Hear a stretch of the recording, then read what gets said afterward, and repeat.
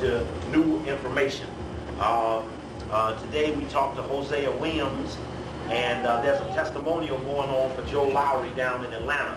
And we done caught all these boys in the hotel with some real updated film that we're asking them to look at that is deeply compelling. And those people who were there at the Lorraine Motel are excessively impressed with what we put together by matching pictures with background footage. The typical shit we've been doing all along has now sailed up to the level where those people who are active participants have opened up the door and made all of themselves available to a film crew. And we filmed, we took our second interview today with HOSEA Williams, second film crew. I told you we called up with Steve Tompkins, who is in the Turning Point program, who is now Special Assistant to the Governor of Georgia, who wrote the Memphis Commercial Appeal article that Captain Hughes blew up years ago here in Washington. And we got to HOSEA Williams, we got Reverend Sampson down there, Joe Lowry, Ben Hooks. They're all now at the Atlanta Hyatt Regency for a week-long testimonial to the retirement of Joe Lowry. This is very, very valuable information. I also had a mysterious call today for which I need to figure out where it came from a man in Colorado who says that he got information of my lecture off of the Howard University network. And he was interested in the content of my lecture, though I hadn't told but one person what tonight's content was about. I'm so glad he came right on cue. As a man from Colorado, his message was, have you left for the lecture yet? I was on deep pins and guns. Because of course we don't stand on pins and needles, do we? We stand on pins and guns. As this call came in, and when I called the number back, it was U.S. Armed Strike United States Air Force. Came with an extension with 5 numbers in it. It was like the Pentagon shit now. Who was that brother that got his ass struck dead over there when lightning struck his ass, one man in the parking lot? We need to find out what he was up to, because something about his ass was electromagnetic. The storm didn't go over long enough, but to crash his ass. Yeah, that's it. And I didn't read today's paper, but did anybody see what it was that his occupation was? I know he was a sergeant major, a sergeant something. Did you hear anything about special deputy assistant to special intelligence or something? Army or Marine? I don't know. I saw him. He was in uniform. Nobody read it that? Nobody want to know who got struck down. Don't nobody want to know who got struck down in the middle of the afternoon on a 5-minute storm. So nobody that interested, huh? Oh, we know that, baby. He's out of here. He's a vegetable from here on out. But the question is, who was he? Would someone please check for us? That'd be very important to know who he was. You didn't have to know that guy, did you, sister? You didn't have to know the guy that you got struck down in the Pentagon parking lot yesterday? You didn't hear about him? Black guy? If I didn't know this black guy, I seen him laying on that stretcher. Right? Yeah, showing him on the ground on stretcher. The woman's in good health.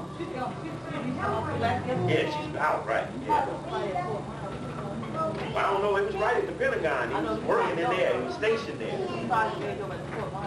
Yeah, well, we got to see what's up with that, because that was very powerful. But got to pick out and grab this one brother.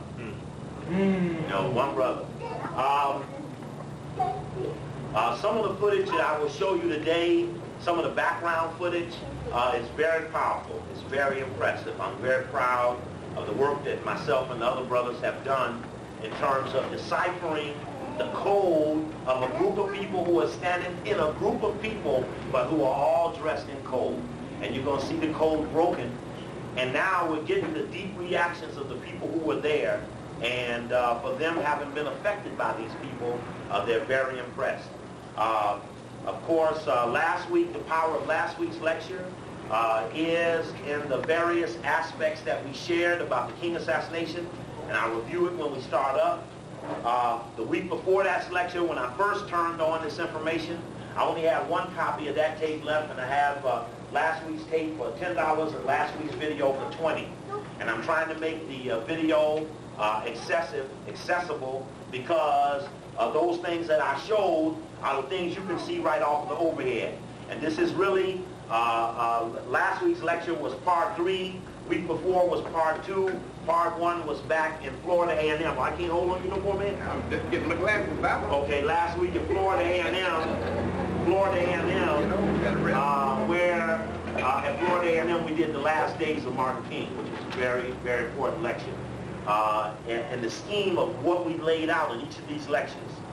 In that first lecture in Florida A&M, when we laid out that the FBI was developing someone with a compelling personality, when we looked at Jesse being groomed in the dugout to replace Martin King, wait till you hear today my transcription of the New York Times article 30 days after Martin was killed. Wait till you hear the article promoting Jesse Jackson as the new emerging leader for Black America. He's 6 feet tall. He's handsome. He weighs 200 pounds. He likes fried chicken and pinto beans. Well.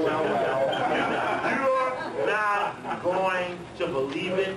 You're only going to agree that our formula is sound.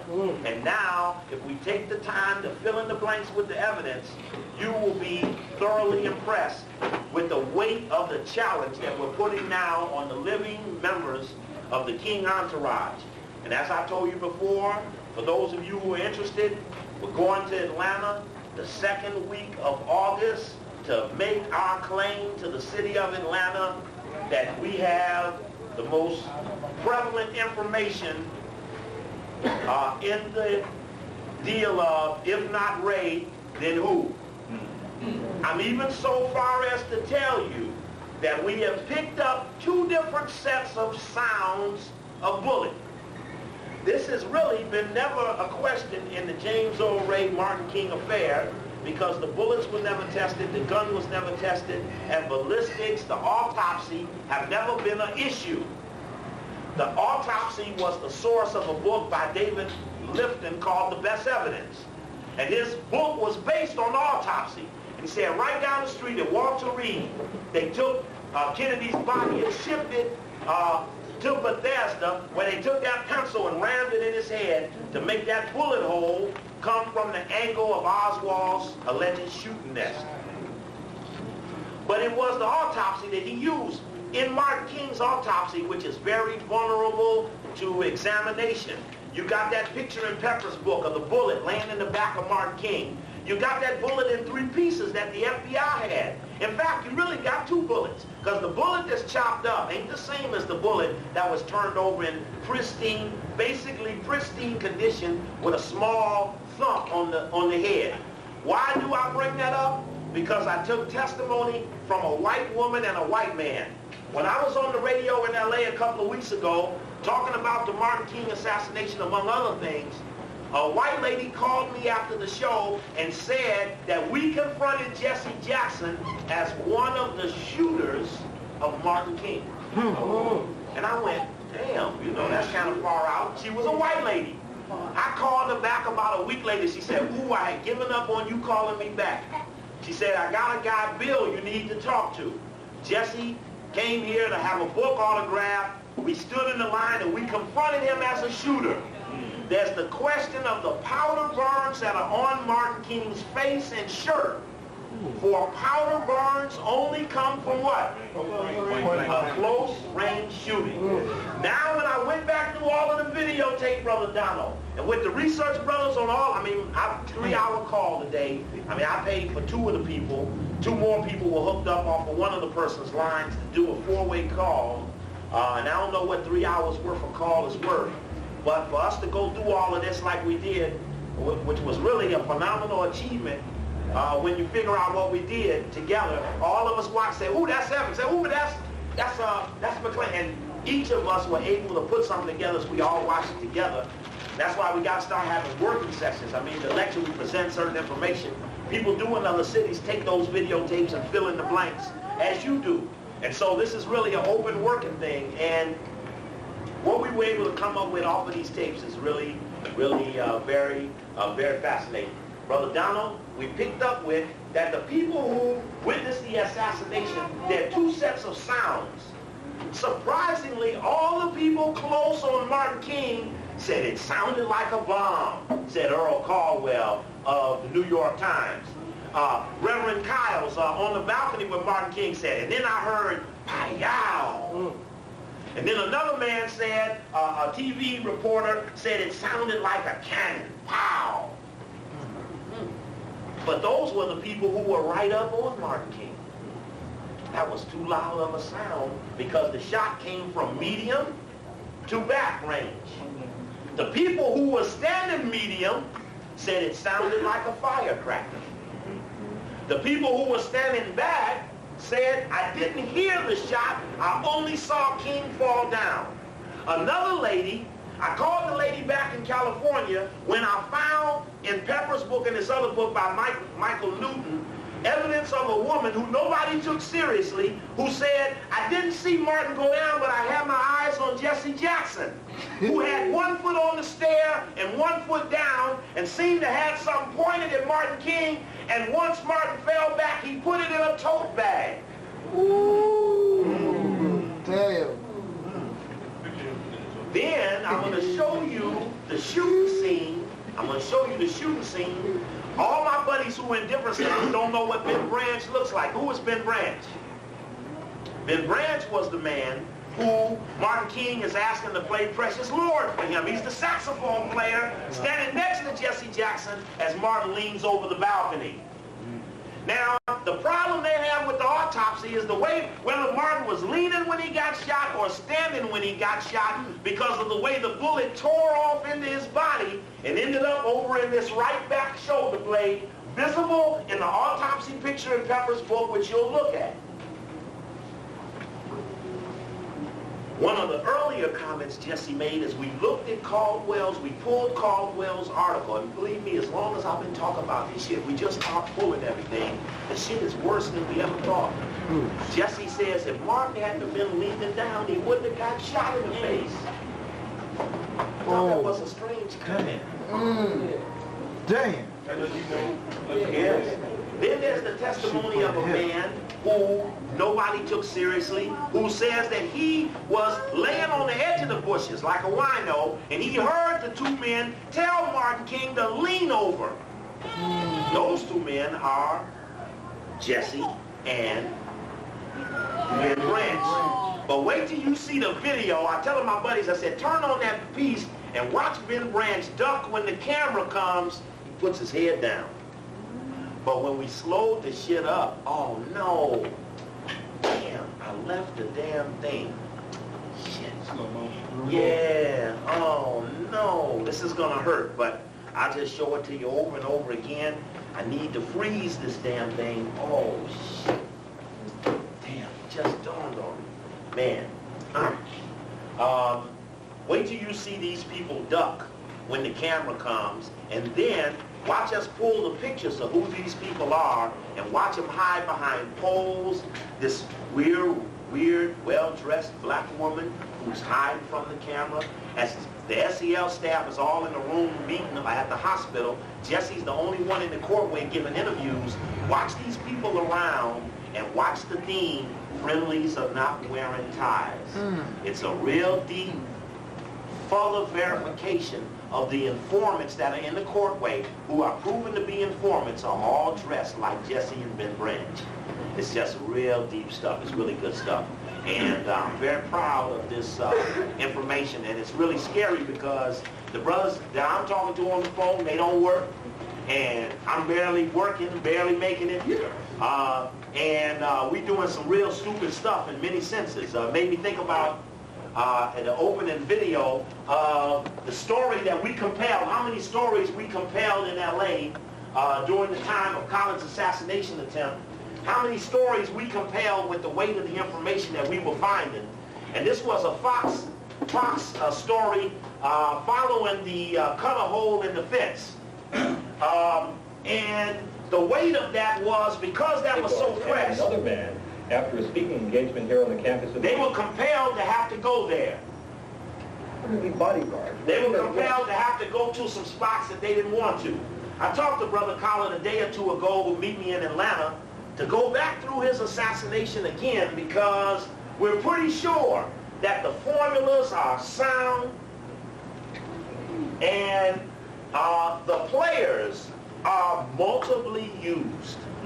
If they did Biggie, of course this is the Khalid shooting, and what Khalid has made available to me now is the superimposed shot that the police provided at his trial. And of course, you know, the key thing here was that all of the press said the man wore a white shirt and a bow tie. The Riverside police, the University police, the San Francisco Examiner, the LA Times said that the man wore a bow tie. And the LaRussi's. But now we see that ties been a code in every assassination there's been. Ties, off or on, have been a code in assassination, just like Biggie's man wore a white shirt and a bow tie. And he just started shooting. Yeah, I didn't forget you. These right up to you. So, yeah, somebody else. I don't know if they was necessarily trying to cover him up. Muhammad was suspended from his duties as aide to Nation of Islam leader Louis Farrakhan after a widely criticized speech. Now this is a march. It's a very important program. We're looking for best in that protest. We're pulling up other film. Los Angeles. It's safe to say this has not been a war, has our report. It's another disappointment. One thing I wanted to show you on this tape is the Fox story about the question of the fence. Here we go. On the Hill, rejoined his Let's go back. Now, the only reason Fox News was out there was because our crew was out there going through with the nation, because the nation came to investigate it. Brother Sharif called me up in my hotel, and he said, Brother Steve, I've come here to investigate the assassination attempt of Brother Khalid on behalf of Brother Minister. Brother Khalid said I should meet with you. And I said, I can't meet with you right now, but I will meet with Brother Wazir, who is the elder regional minister, former minister of LA, who is one brother that I trusted and I know loved Brother Khalid. We hosted Brother Khalid's meeting the night before at Marla Gibbs' place, where he went out that door and saw Bess outside that door where the gas was going to lead out that way. Now, this the attempt of Muhammad's life last weekend goes into the fence area, and the media following us out there as the nation comes to do their investigation. And you gotta sit in the way you can see this. It'd be unfortunate if you sit there and not be able to see it. Some say it is the first finger of evidence pointing to a possible conspiracy. Fox News was there exclusively as 5 men believed to be connected to the Nation of Islam returned to the scene of the shooting. One of them crawled into this hole in the bushes and appeared to be looking for something.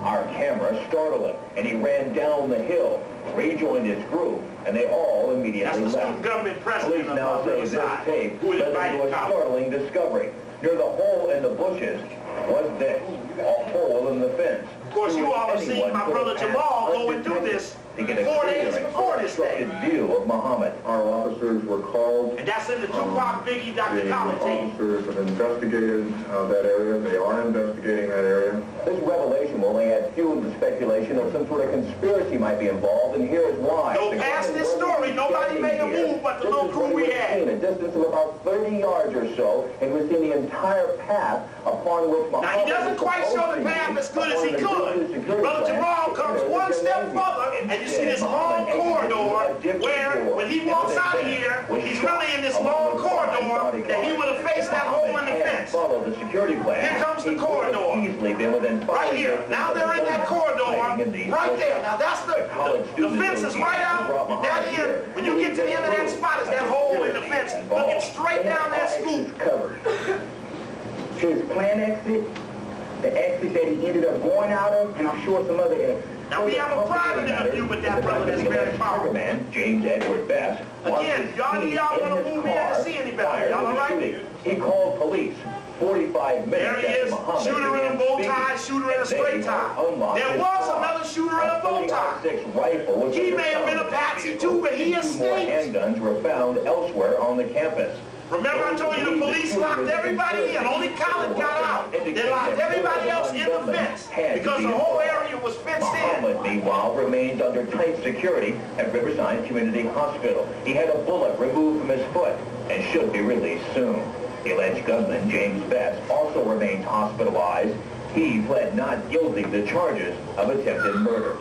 In Riverside, I'm Bob Donnelly. Good day, LA. After 3 Now that was days later. That's a very important, as a prelude to something I want to show you here. Yeah, I'm going to do that, Bob. I'm coming now. Yeah, I come. I'm going to walk around and collect the donation now.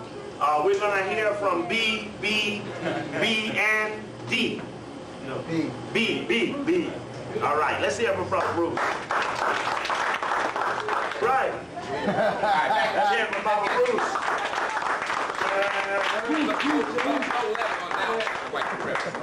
No, that's not no low level. That's the key stuff there. All right, I appreciate you all coming to the Georgia Cafe. I don't know why I'm in such a good mood. I've been so cold, man. I don't tell y'all something. You're trying to do everything with nothing. And when people around you tell you ain't gonna do shit, you ain't gonna get nowhere with that bullshit, you ain't gonna do nothing with that bullshit, and then you go even deeper into the shit, you kind of get a little funny because you never know how deep. What's that? This Channel 7 news truck, huh? Did you put out a press release? Do we need to get them? What did you say, man? You got an account or something you did? You want them on camera? Man, I knew Bruce had to be here. Doing PR for me. Don't know how that the Air Force Intelligence is calling me about, you know? You want them on camera? Bobby. Yeah. I'm sorry, what? You hear the lecture good outside? Okay, so anybody within listening distance, we're grounded. All right? And you know, last week we had somebody hanging funny in the window, and I ain't trying to scare nobody, but the board, actually, they couldn't see good because of the board. When they got on this side, they didn't want to be there. So they went on around the corner. I think somebody went around the corner after them, and they went on down to the next street. I don't know who it was. Who was that went out? Where'd they go? In the alley. They went in the alley? Yeah. Oh, the alley on that side, on the Howard side. We drove by them and he went out and called us. We circled back around the back there. Damn. Interesting. Okay. So very intriguing. But again, as I was mentioning about the brothers earlier, and even myself, we're the last people that need to be with our asses all out, trying to do what we're doing. And we just decided that, you know, we might be running out of time. And I was telling you all last week that we was moving up on the fuck 'em up strategy because reason didn't seem to be working. It didn't seem to make a difference if we proved somebody was a punk, or they were weak, or they were punked into what we thought was negative or evil power, because people tend to appreciate them just like they appreciate everyone else who sacrifices. And so we found something unique about black people, that the clarification, if you thought Malcolm X was killed by something, Louis Farrakhan, and you thought Jesse Jackson was doing something to Martin King, or Suge did something to Tupac, let them walk down the street and have everybody jump all over them and tell them how much they love them because they get to touch them or they get to see them, because the facts relevant to what they know about them didn't compel them to do shit about it. And so that means that we're going to stop reasoning with you, sister. You got to hold it down, all right? We're going to stop reasoning with you because reason doesn't work. Facts are not making a difference. We're going to make the deepest clarifications and the greatest confrontations you have ever seen. I'm telling you now, as we've told everybody around the country, when the Black Caucus shit come down, you're going to see some niggas held captive till some other niggas get through telling them what they expect from them. But you're going to see some shit like you ain't seen in a long time. It's funny, the brothers read to me today, we had pulled the Atlanta Constitution. A couple of days after Martin King had died, Nelson Rockefeller came down to Spelman to meet with Mrs. King and to give a speech on behalf of civil rights. and 20 Africans blocked up the whole meeting, saying that Rockefeller was in South Africa, that they didn't appreciate him, that they didn't want his honky ass on the campus. Who did he think he was, the great God, white father or somebody? And I mean, they jacked it up heavy. And the article went back and forth as Rockefeller said, I'll do what I please. I'll be with who I want. I'll say, and our money is all over the world. So what? And this just thing, and when the reporter caught it all, you'd have swore it was on tape. But everyone in Atlanta understood the confrontation. Only 20 people pulled it off. So I'm telling you now, as the Boule Convention head for Seattle, as the Black Caucus head for the convention center, as the black lawyers are meeting right now and wherever they're at, these people are going to find themselves deeply confronted, because no longer is the, shall we say, the hesitation shuffle going to be allowed to stay in motion. You're going to be here or you're going to be there. You ain't going to be both places. You ain't going to be talking both levels of shit. You'll be compelled into one corner or another. And only when there's polarization is there change. Right. There is no change when there's not polarization. Yes, ma'am. Boule moved that convention out of California because of Proposition 209, and they moved it to Seattle, where there's a black Boule mayor there. So that's all right, but we're just trying to get the troops lined up to be in Seattle. We got to train them up from Los Angeles. So we're working hard on that now, but we're in an era of deeper confrontation. I wish I had more confidence in the financial backup we had. I wish I had more confidence in the basis of our relationships and our friendships. I wish I had more confidence in the fact that I know that most of your days are consumed with the things that you're compelled to do for family, for safety, for security, for finance. And in many of those cases, that eliminates us from the ultimate goal that has to be done, the ultimate blood that must be shed. Yeah. And it may come down that it's going to end up these little knucklehead youth that are going to have to make the ultimate confrontation. But I'm telling you now, you watch as we moving now. We're in mid-July. You watch as I'm telling you, before mid-August is over, you're going to see some shit you ain't going to believe. And it's just going to be deeply intriguing as we move deeper towards that area. I'm telling the informants this. The stakes have risen. The risks you take are greater than ever before. The possibility that we're closer to catching in formula those who have really stood around us all our time and haven't found themselves the capacity to do nothing has made change. And I got something I gotta read for the record. I'm gonna read it just like I wrote it.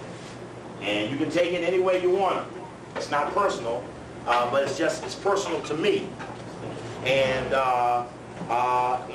it states as following: change shall prevail. I must announce change in my own inner circle. I have suffered from divided loyalties without and within my own household. This has terminated. That's all I'll say about that at the moment. Now, as we move deeper into the information and the stakes of the information increase, the fat has to be cut. So we're moving into a tighter realm. You're going to notice the difference in some things, and let's just get it on up right now. First thing I want to bring is a lead-in that comes from Fox show on Martin King's assassination, 1993, 1994. This lead-in is about as good a lead-in as I can show you for, how's the lighting about it? All right. Again, those of you who can't see, I wish it was. I ain't got the bigger TV. It really doesn't matter with me now. It was as if something had come over him that we had never noticed. Like anybody, I would like to live a long life. Longevity has its place, but I'm not concerned about that now. And that's another thing that made that. Reverend Kyles, informant for the Memphis Police Department. The promised land. Now, of course, I can't freeze you, so I'm in a bad job here. Really. Ain't nobody got no universal thing around, do they? And we will get to the promised land.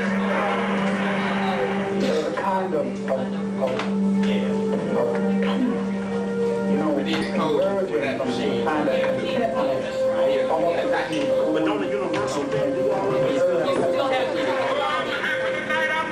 Okay, remember our contention in Martin Luther King Part 1, which we showed good down and found with Doc's Big TV, was as Martin King walks off the podium, he turns and watches Jesse Jackson. He turns away from Jesse.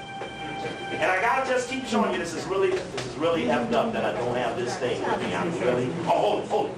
No, I'm not. Any man, my eyes have seen the glory of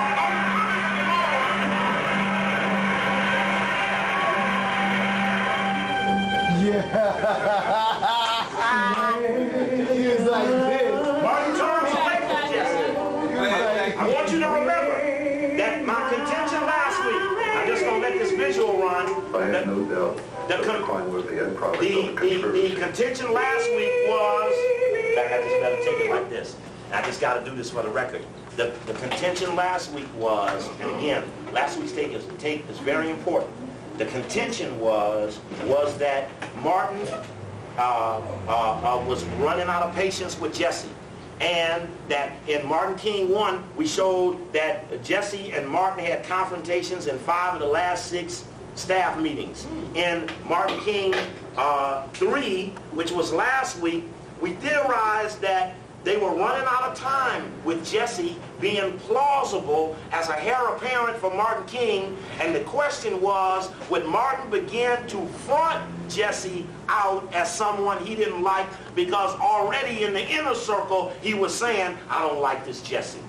And key last week, we looked deeply at Andy Young's observation of this last confrontation with Jesse. And I didn't bring none of that. I wasn't going to show it to you and then run back over here. I'm going to tell it to you. But remember what is in that moment is that Andy goes deeper into this longer explanation about Martin saying, Jesse, you may build a name for yourself, but you ain't going to build around me. No, Jesse, everything ain't going to be all right. As Martin makes this final testament, and Andy gives the density of the disagreement,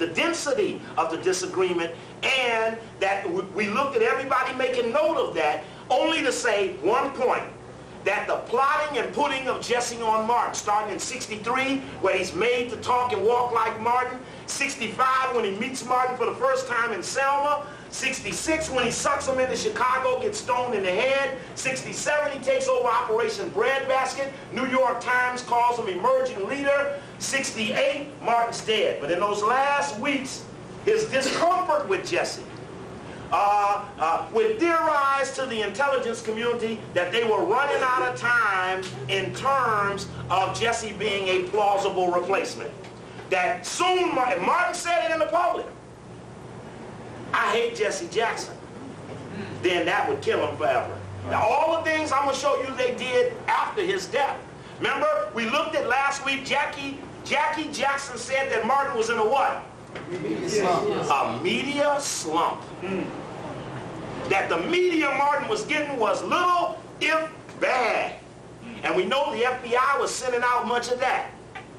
Post Martin's assassination, on this article, that pumps Jesse as the new emerging leader, May 24th, 1968, New York Times. Write that down, May 24th, 1968, New York Times.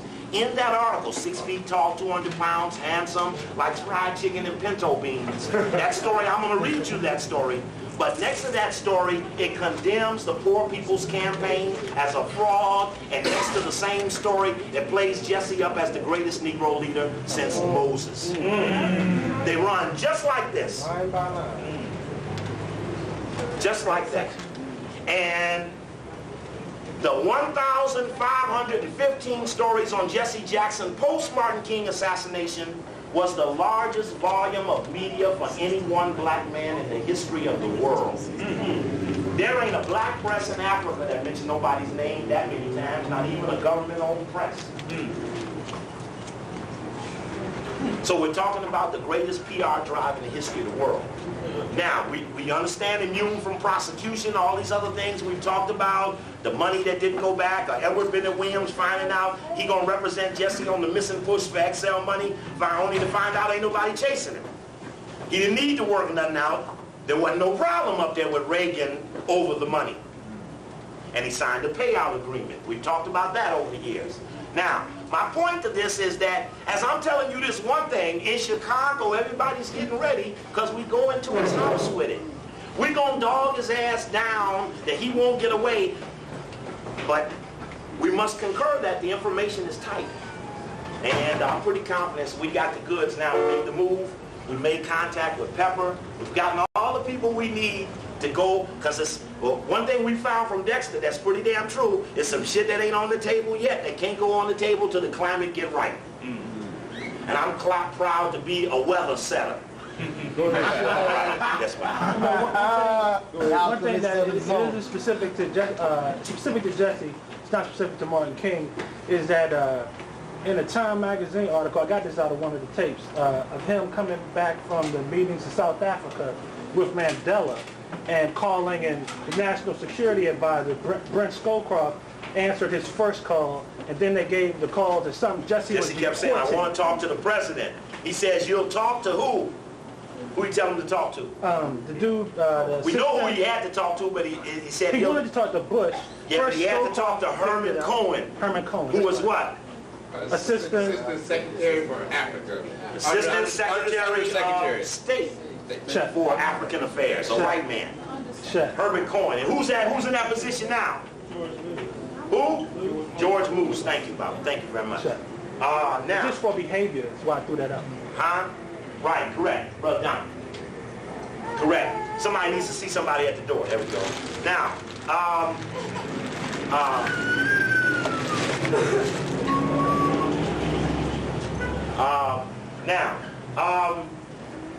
this Fox lead-in goes through reenactment. And these reenactments are actors working through descriptions that people provided. I can debate an inch or two here, an inch or two there. Really, for things that aren't on videotape, it only supplies a mental note of what something may look like in reality. I draw no testament to its validity, just the fact that it just, with the music adds a climate. This is supposedly James Earl Ray. This is the woman who went to the mental institution, who wouldn't change her story that James Earl Ray was not the man she saw coming out of the rooming house after the shooting. Here we go. Forces were at work to conspire to kill him.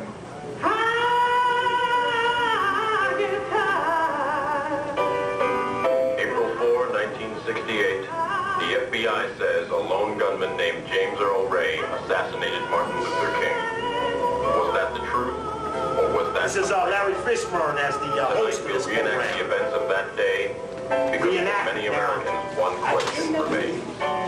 One overwhelming question. Okay, oh shit, I can't stop it. This is an important shot. Damn, this is awful. This is literally awful. This is really awful. This shot is very important because when we talked to Hosea Williams, he said that there was a guy who's shooting pictures of Martin King with his head laying open. And I snatched his camera, I pulled the film out, and I destroyed it. So we had Hosea in front of a camera. And we showed him still shots we pieced together all the shit we could find. And I appreciate that video y'all brought on Martin King thing. Any Martin King special, I went to Blockbusters, there wasn't but one Martin King assassination tape left. They took all the rest off the market, and there are at least 10 of them. And I need to find these other ones. I need them bad. Bob, you bring that other tape. Some tape I was supposed to get the BET tape. Think so? Okay, because I need to look at any background footage, anything that's possible. I'm just thinking one last shot that maybe I threw the thing in here before I left. But it's really sad that I won't be able to steal this, because as I rehearsed this today, I don't rehearse much shit. But today, as I went through the pauses, it'll really be hard for me to have to turn this off, but that's the fate. Yes, ma'am. I watched a special about 6 weeks ago on Interview with Andy King, and he said that about a month prior to King dying, that Jackson and King weren't even on the stage. That's correct. And they came out of Andrew Jackson's mouth. That's absolutely correct. That's right. Turn on the TV, I got it too. Okay. I got the tape. We're going to look at some of that tape. Okay, now that shot, that still shot, this shot right here is important. These are the shots that Hosea thought he tore off of the camera. That's the woman who, yeah, can't even pause this thing. That's the woman who's the other woman pointing and the people pointing across that hallway. Now, what's important about this shot is, now I've seen full sides of pictures where certain pictures have been cropped that we've seen over and over again that have been cropped. For example, Hosea Williams told us how he got blocked out of that picture. He got blocked. This is the picture before the assassination on the balcony. I need to show you this over here. James, I'll come to you because of the weird, stunned look Martin King has on his face. Very disturbed. Here you can see Hosea Williams in the actual picture. Look at the distance and space between Hosea and Jesse. Now, I can show you in different pictures where they're going up the stairway. One shot going up the stairway, another shot looking at them go up the stairway, and you'll see Jesse when Martin goes up first and Abernathy goes up second. Jesse jumps in the line, puts his hand on the rail, and holds up everybody behind him. Lets them go up. Then he goes up, and that's how that gap got in there. The gap between Hosea Williams and Jesse Jackson. So that Jesse was in that silhouetted type of next picture, hair apparent thing that he ended up putting up at Operation Push with the silhouette of him and Martin King. But today we vouch for the space, and on film we can watch it twice out.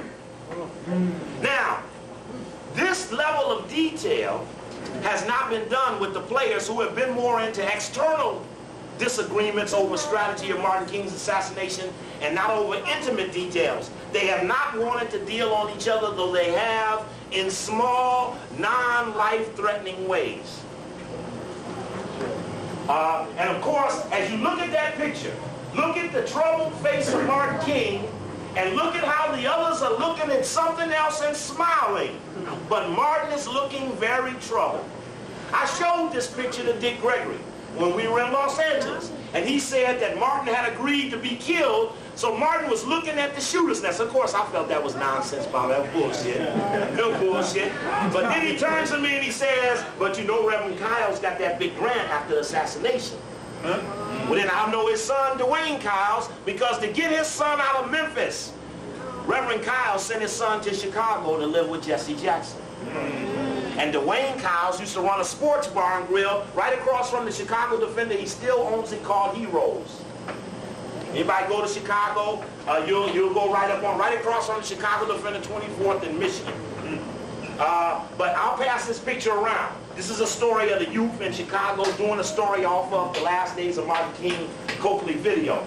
Now, and I'll also pass you a picture for those who want to see. I think that same picture here is in the House Assassination Committee report. And this is their final report. What's interesting about their picture is to denote how bad they want to make sure Jesse's in the picture, they put Jesse, Martin, and Ralph on one side of the page, and Hosea is on the other side. Hold on, Bob. Let me see if I can get this together. Wait.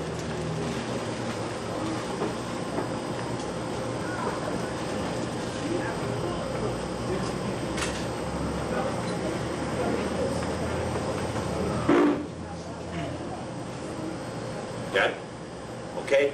Look at the faces of Martin King. I'll pass these around like this. I'll just let it go back. And especially in the back rows, Martin looks troubled. Right. Very troubled. He got this ironic look on his face. Yeah, and the others are Jesse's smiling big time. Here, Bob, I didn't take that one to the back. I'm going to pass this one from the front. Now, you know you get that deja vu. okay, any pictures, still pictures, eye on the prize on Martin King. I need any of those. Any of the old civil rights demonstration stuff. We can pick the government people right out the picture based on a white trench coat that they all wear. Trench coat, ties, hats. You'll look up, you'll say, there's one, there's one. You turn to the protest, you'll see them right in the front. You turn to Lorraine, you see them on the walls. You get the formula, you'll see the people. Again, this is the Fox piece going into Martin King. We're going to lead right up to something. Nowhere out there that the greatness of America is the race of protest or right. We keep saying we need another Martin Luther King. God, we don't deserve another one until we learn how to Remember, tonight's role is the visual side of the assassination. As long as that truth will set you free. And no matter how much you crush it, how much you distort history, how much you propagandize, how much you lie about it, somehow in time, truth has a way. That's right. Of emerging. Come out and contain. That's right. That's who he's crushing right there. We just made arrangements today to go to Memphis. I'm Larry Fishburne. Martin Luther King was assassinated 6 p.m. April 4, 1968. Show you something about room 207. You're going to see everybody sneaking in there for a meeting. And a man that's an informant trying to run up to the door, and the door closes, and he has to back off. The FBI concluded that. Well, push ahead. Now, certain points I want to make tonight so that you understand them clearly. One is that Jesse has said that if this Ray will just drop this guy Raul, then we can get on with the business. It was not always so. And so Dr. King, in fact, knocked those barriers down. Walter Fauntleroy, who would later head the investigation into the assassination, worked under King in the Southern Christian Leadership Conference. Martin Luther King Jr. was the singularly most important man. Okay. Let me go straight to the question of Raul.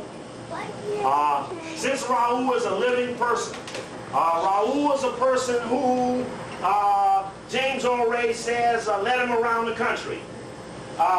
Just for the sake of evidence, I put before you William Pepper on Tony Brown's journal. Again, part 2 to this is missing because on the local level, Howard Station re-showed part 1 when part 2 is supposed to name the informant Copperhead. But we think we didn't got Copperhead on our own, and I'm going to tell you right now who Copperhead is. It's former Congressman Harold Ford of Tennessee. Oh, Baba, we on that deep now. We're at the point of no return. We're at the point of no return. This is Pepper on the existence of Raul. Looked at it and then threw it to Raul. He looked at it and became enraged. Threw it on the floor, she said, stamped on it, and then pulled a gun. Said, I killed that black. It's about a keychain that a lady has that Raul stamps on. It had Kennedy King on the keychain. Incredible experience that she had. And she came forward with a great deal of fear to tell this story. A merchant seaman, of all people, an English merchant seaman from Yorkshire, called me after the trial and said, I heard them ridiculing the idea of this Raul. He said, well, I met a man called Raul in the Neptune Bar, the same place that James Earl Ray said he met him. I met him there in August of 1967, and he offered to sell me, guns. And he told this encounter, all of these statements eventually came on the road. So we have no question that of the existence of Raul. We then had to go about the business of finding him. And we have found him. We located an immigration photograph, a passport photograph, showed it on a spread of 6 photographs to all of the witnesses involved. And independently and individually, they identified the photograph as being that of Raul. Raul, according to your book, is a Latin-accented native of Portugal. That's right. He came to the United States from Portugal in 1960. And his was ran through Al Haig and the U.S. Army Intelligence Division through the Bay of Pigs and right on up to Martin King. I can say it's an ongoing investigation. I can say we're quite certain. Same people involved in the Kennedy assassination. Same witness in one saying, I seen them guys on that other assassination. We started a civil lawsuit against him and Lloyd Jowers, who I believe Kevin Bacon played in the movie JFK, the guy who was in jail, who had evidence about something going on between Clay Shaw. And I'm going to tell you something else. I'm pretty sure now that the indictment of Clay Shaw in '67 by Garrison, who was moving in on Clay Shaw on the Kennedy thing, had something to do with that same group in New Orleans killing Martin King to get the government off of Clay Shaw. An innocent man. What did he say? That's a whole other He asked me to call back that evening, and his daughter then spoke to me on the telephone, and she said they had decided that no meeting would take place. He lives, according to the book, in a northeastern city. Yes, that's right. And he has a daughter. Does he have a wife? Maybe that's not Yes, he does. Does he have white other car, children? white people in a white car. So it's hard for him to pull up roots and move, would it not? Yes, I suppose one could say that, but people, if they're besieged by the media, as Lloyd Jowers was, tend to flee. And Jowers, as you may know... Okay, we'll get to Jowers later. The only point is, you hear Pepper say, this is a visual, you hear Pepper say that we have established the existence of Raul. Now let's go over to Jesse. What Jesse wants from this assassination clarification is if Ray would only get up off of this Raul character. So we have some questions for Jackson. Did he investigate the possibility of Raul's existence? Of course, this is from the fam tape, where we look at the strange reaction of Jesse Jackson next to Martin King at the Mason Temple tape. Now just show you something that you actually already seen it on another tape.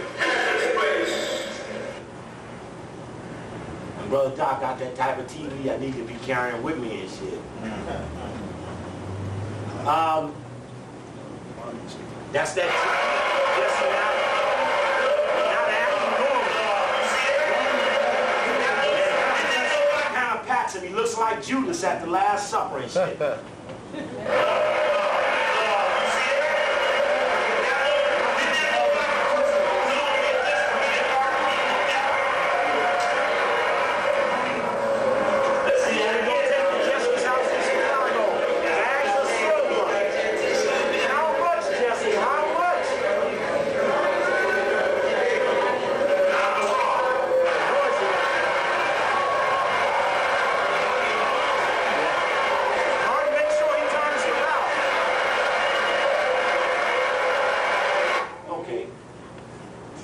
Just want to lead into this crossfire. Jackson saying where the shot came from. This is very important for the visual, for the record. Out of this footage, other people Ray's attorney says time is of the essence because Ray is terminally ill. leading into the crossfire. That's Joe Lowry's testimonials going on now in Atlanta that has all the old King staff people all there right now. Was justice served or denied? Not only to try and clear Ray, but also for history's sake, should there be a trial?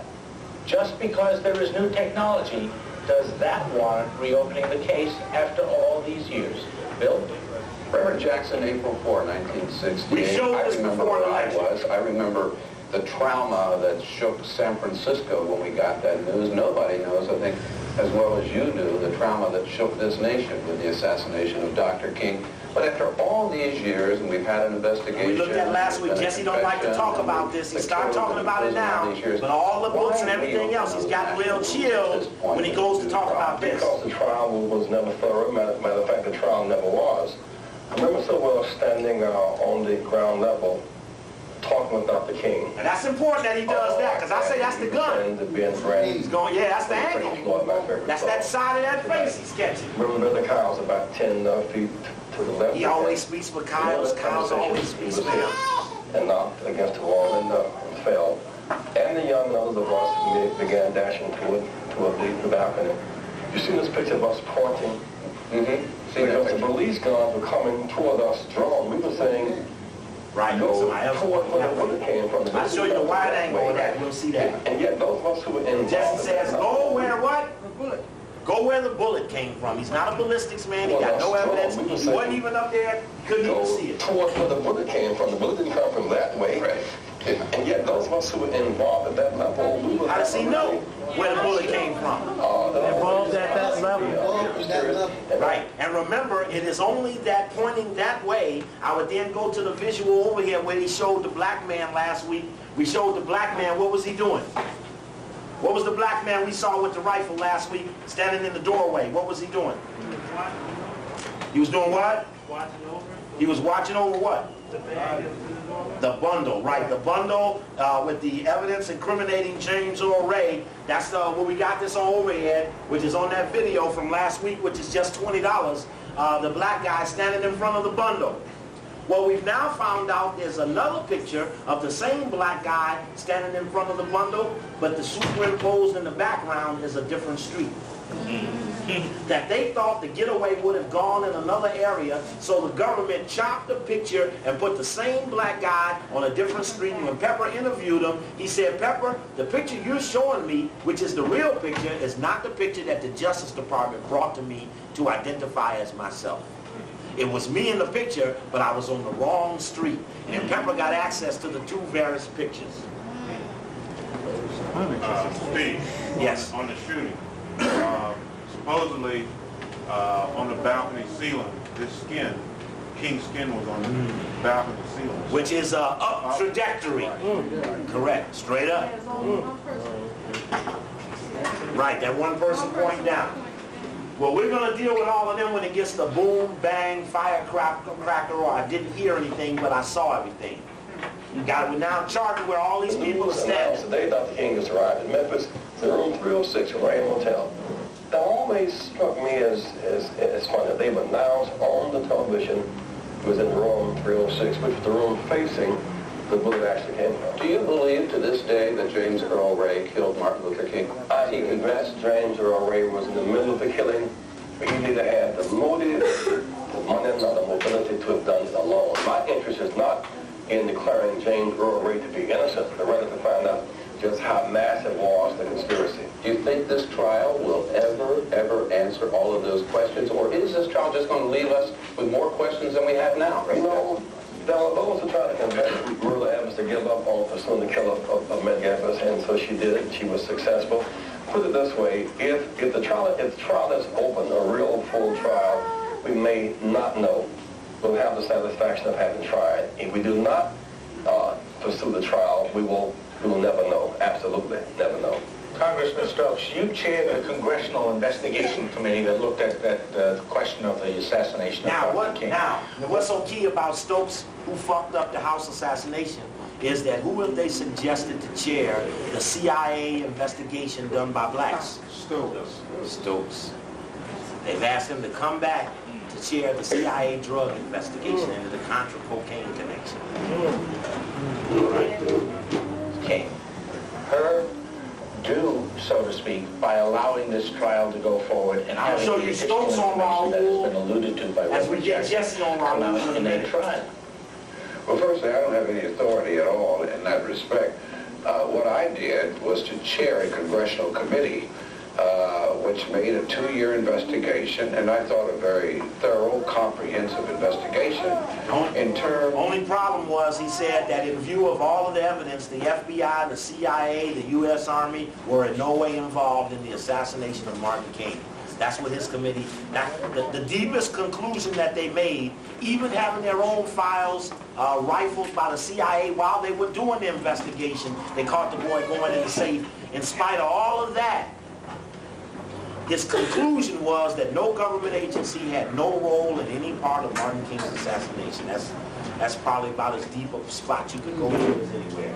And what we really got to do is, we got to take it to Walter Fauntroy. He's got to come in here, and we've got to talk to Walter Fauntroy. He is the local key. Him being set down and shut up is very important in all of this, because everybody says he took some of the files all out of the house safe and has them in his own possession. And somewhere in those files is the key to what we need. Everybody's depending on some shit that he stole. We need this shit. President Kennedy spent a great deal of time ascertaining that he did, in fact, know what he was doing, he'd been counseled properly, things of the sort. As I understand it now, the contention of James Earl Ray, whose attorney, Mr. Pfeffer, is that the ballistic evidence or forensic firearm evidence will free him and prove that he did not fire the rifle. I don't have any problem with additional investigation utilizing the latest scientific technology relative to markings and matchings of the rifle and the bullet. what I think would be a waste of time is to let a lot of witnesses who over the years have come forward claiming other things. That when we did one thing you don't want is the witness. The only problem with most of the witnesses were that they were never talked to. That would create not gave bad stories, gave no story at all. Is what most of the real witnesses of conspiracy want to say. Investigate where the money for his travel came from and all the suggested connections to other groups. We did all of that, I think, very thoroughly. We proved firstly cleaning up for this thing. James Earl Ray stalked Dr. King. Those two pictures moving around. Los Angeles. Those pictures moving around. Atlanta. All right, let's push them back. Move them around. Make sure everybody see them. And then to Memphis. We didn't get to see them. They get over here. 9 months Sit them this way, Ron. You get through. Sit it that way. Eric S. Galt. He bought the rifle in Birmingham under the name of Harvey Lomax. Now, using him buying the rifle as part of his evidence, but he bought the rifle, took it back, and got another one. Because Raul said he had the wrong rifle. So he made him go get a 30-06. Room 306. On the balcony at 3 minutes to 6. And the rifle, the beer can, the newspaper, and that's what's wrapped up in the bundle. Were all found in a bundle 2 doors away from the rooming house. Now what's important is where our reach is the strongest is on the blacks. A white male was seen running with a bundle on his arm, and then they found this. Now his fingerprints were over all of these items that were found in front of none of the dubious things about any of those things. Well, this is what I'm convinced that James Earl Ray was involved, but not alone, because somebody financed him. Somebody got it. Which means he's alluding to a position for Raul, who did finance him. Conspiratorial promises or offers around the country. I sent investigators all around the country. It's very important, too. We finally settled on one in St. Louis, Missouri, where a white businessman and a white lawyer had offered $50,000 to an FBI informant. The informant gave the information to the FBI agent to whom he informs. The FBI agent filed the information, but he misfiled the file. So by the time that, he filed the information in the informant's file, but he misfiled the file in the FBI records. When our investigation was conducted, we found that misfiled file. But by then, both the businessman and the attorney were deceased. So I can follow. So that's how they made it a St. Louis conspiracy, because the people were dead already. So he settles on that the people who really did this were out of St. Louis. I went to Brushy Mountain, Tennessee to visit James Earl Ray. I left absolutely convinced that James Earl Ray is in the center of this, perhaps the one whose fingers on and we allege that Jesse went to Bushy Mountain only because he wanted to know if Ray knew his name. More than James Earl Ray. My understanding is, Congressman can correct us if we're wrong, that this trial, which James Earl Ray is asking, can only consider his innocence. It can't consider the guilt or alleged guilt of anybody else. The only possible way out is that if he would finally get past the shallow figure Raul and tell us something that we why doesn't he produce Let me talk about Raul. But answer just so that people understand the perspective from which you're coming. Therefore, from what you said, do I understand that you... Okay, now, so Jesse says if he would only get past Raul, now the question to Mr. Jackson is, has he ever investigated the existence of Raul? Is he familiar with the fact that Raul has been located, has even been interviewed? Jowers, who worked with Raul, has asked for immunity and brought in 5 other people that was with him. The only one who's on the edge is Raul, but Jesse is covering for the existence of no Raul, not even whether he was or wasn't involved, but he's stuck on that he doesn't exist. But he's got no investigative arm, he's done no investigation, and so we needed to reference to him. Question was, in specific reference, Jackson, are you familiar with information provided by William Pepper regarding Raul? Have you yourself investigated him? If you rely on the House Assassination Committee report, Are you implying what level of accuracy to their activity? Is this a special trust in Stokes? One thing I mentioned about that, there's a person that Pepper interviews who was 6 years old at the time of the assassination, and his name was Chuck. And Chuck says that his daddy had a meeting with Martin King, and Chuck sat in the car. And Chuck describes what he saw related to the assassination. When Chuck was older and he was being interviewed by the House Assassination Committee, Chuck said that he couldn't get in the Masonic temple. In fact, I just need to read you the section because it's very powerful about what we know about oath takers. And Chuck said all of a sudden, let's see, was it 403? Talking about attorneys also, brother? Huh? Talking about attorneys also, he said oath takers? Yeah, about comedians too. Chuck had the impression that their concern was centered around secrets other than King's assassination that he might have heard when he was around his father. This is his friends. They also invited him to join the local Masonic lodge where previously he had been excluded from membership. His brother pressed him to join. As a brother in the lodge, he would be bound to secrecy. They had a man who had a story he wanted to tell, so they took him in the lodge and sealed him forever. And Pepper says, I don't know what to do with his story. I'll leave it alone. And Pepper just sets his story in the book, but says, I didn't check up on none of this. I just let it go at that. Okay. Yes. Over a series of time. Anybody got the trial of James Earl Ray on film? That's a very important thing for some of the evidence that comes out. Now, they go to a commercial.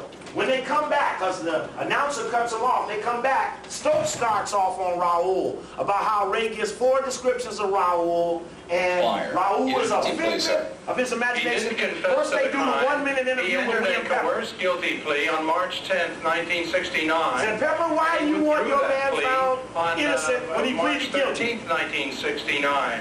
And he was coerced enormously at the last minute by both counsel. You have all this new evidence. Why don't you put it forward now? Why do you need a new trial? The only way evidence can be validated under this system effectively is in a court of law. I did put forth most of this evidence in a book called Orders to Kill. Thanks, Mr. Shit, let's give it a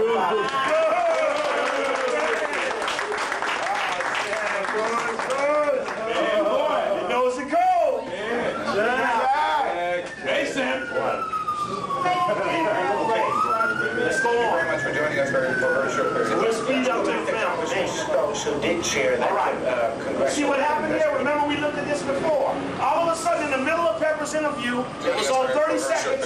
Let's go back to Congressman Stokes. So they said they had satellite trouble. They come back in the end and say we had satellite trouble with Pepper, but then watch them come back on after they take him off. I did put forth most of this evidence in a book called Orders to Kill. Thanks, Mr. Pepper. I'm sorry we're out of time. Thank you very much for joining us. Congressman Stokes, who did chair that... See, the camera stays on him. Meaning that the satellite breakup didn't break us. They broke away. Is this Raoul figure? Your investigation... They didn't go to Raoul. Why is that not a good reason to have a new trial? The fact that there's someone like that might fall. For 3 days, when James Earl Ray appeared before our committee in nationally televised hearings, I questioned him about Raoul. He gave me 4 different descriptions of Raoul. In addition to it, he talked about numerous places where he and Raoul met. He was never able to give us anyone who ever saw him and Raoul together. Which is absolutely false, because all in Pepper's book are all of the people, Randy Rosen, there's a whole series of people, Lamberto, all of them admitted. Lamberto, who's the man who sends Jowers the money for the assassination, says he met with Raoul. The Merchant Marine man, you heard Pepper say earlier, who the Merchant Marine say he met with Raoul. For Stokes to say he don't know anybody who met with Raoul or knew and saw Ray with Raoul is all the way down to the lady that served the hamburgers in the restaurant the day of the shoot saw Raoul. The lady who saw him leave the room in the house saw Raoul. But the point is now, the only reason this is in here, and I'm taking up too much time with this, is that we're going to go for these niggas on this point. Yeah. Because Raul, there's more definitive evidence on Raul waiting in the dugout for the Raul confrontation to be set. But Pepper can't get past Jesse. Pepper can't get past Stokes. The family can't get past Jesse because they're still refuting even the existence of Raul. With deeper confronted evidence, they will then admit his existence, but then claim not involved. That'll be the next stage of how we block them and lock them in. Okay. His imagination or Raul? Okay, there we go. That's for the record. Stokes, Boulay, Stokes. Figment of his imagination or Raul was somebody else who he did not want to identify. Jesse, I want to ask you about I just needed that one more statement to hear him say again. He did not want to identify. Anyone who ever saw him and Raul together, Raul was a figment of his imagination or Raul was somebody else who he did not want to identify. Jesse, I want to ask you about the... Okay, hold that back. All right, the Raul question. Now, let's move a little closer on the exact evidence of the assassination, the boom, the bangs, and these strange people that we find standing around during some of these shots that give us a good key on who some of these people are. Let's go to Turning Point, which came on. Hold it down. Missing one video. Oh, it's in here. Great. Let's see. Maybe we'll go to that one next. Turning Point, which came on a couple of weeks ago on ABC. And in that Turning Point are various people talking and stuff. Now this is footage of the coming into Memphis. Jr. arrived in Memphis, Tennessee, and spoke that night at the Masonic Temple. We've got some difficulties here. But it really doesn't matter with me now. Because I've been for the mountain top. We were crying. I didn't even know we were crying. I was crying, preachers were crying, people in the audience were crying. Memphis minister Billy Kiles remembers a sermon eerie with premonitions. And he's allowed me to go up to the mountain. I've looked over. And I've seen the promised land. I may not get there with you. On the day Here we go. Watch and his this. aides Watch this. gathered at the Lorraine Motel. Okay, what you're watching there, that little move up the stairway? No. Where's that other shot at? On the front line. You're watching seconds before this picture. What you're seeing coming up that stairway is seconds is them coming in. Now let's go back. Watch Jesse on the side and then step in. King on the front, right? King's in the front. Watch Jesse even look to the side, almost a little jumpy, as he gets up on the balcony. There we go. Now here's Jesse here. His death, King and his aides gathered at the Lorraine Motel. And they go up. Dozens of Memphis police officers patrolled. Now I got another shot of them further up the balcony, coming up a different angle as they get in the corner of that stairway. Tight surveillance. They show the hotel radio like the bug was in the radio. Seemed at ease. I see Dr. King come from the restaurant, which was down a little alley. Former New York Times reporter Earl Caldwell was also staying at the motel. Walks up on the balcony, crosses the balcony, goes to his room. By himself. He didn't have security with him. Nobody. Notice somebody peeking out the curtain. It's right there. That same day, a man using an alias checked into a small rooming house directly across from the We'll get to hotel. Ray another day. Ray gonna have to defend his own ass. This ain't about Ray. This is about Jack. And I was very embarrassed to find that it wasn't a rifle shot. It was a Coca-Cola bottle that the housekeeper had dropped off her tray and it had broken on that concrete walkway outside my door. a lot of people seen It was gay. One of those cool spring evenings. Just arrived to pick up Dr. King for dinner. They see Billy Kyle. Yay.